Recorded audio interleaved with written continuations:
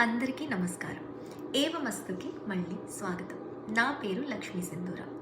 ఈరోజు మనం వారాహి అమ్మవారి మహిమ, ఆమె వంశవృక్షం మరియు ఆధ్యాత్మిక పరంపరల్లో ఆమె స్థానం గురించి తెలుసుకుందాం. వారాహి అమ్మవారు అనేవారు సప్త మాతృకలలో ఒకరు. ఆమెకు విష్ణువు యొక్క వరాహ అవతారానికి శక్తి రూపిణిగా గుర్తింపుంది.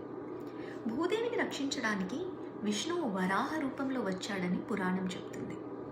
అదే తరహాలో మన ఆత్మలోని అజ్ఞానాన్ని త్రవ్వి వెలికి తీస్తే శక్తి వారాహి అమ్మవారు. ఆమె రూపం తాత్విక అర్థం చూద్దాం. వరాహముఖం, ఇది భయాన్ని జయించటం, లోతులోకి వెళ్ళి నిజాన్ని తెలుసుకోవడం అనే సంకేతం. ఆమె ఆయుధాలు ఏంటంటే హలం, చక్రం, పాసం, కపాలం వంటి ఆయుధాలతో ఉంటుంది. ఆమె వాహనం సాధారణంగా మేధ నది చేప, బఫెల్లో. అది తమో గుణాన్ని కంట్రోల్ చేయడాన్ని సూచిస్తుంది. ఆమె వర్ణం నలుపు, ఎరుపు లేదా బంగారు రంగులో. ఇది రాత్రి శక్తి మరియు గాఢమైన అంతరంగ శక్తిని సూచిస్తుంది.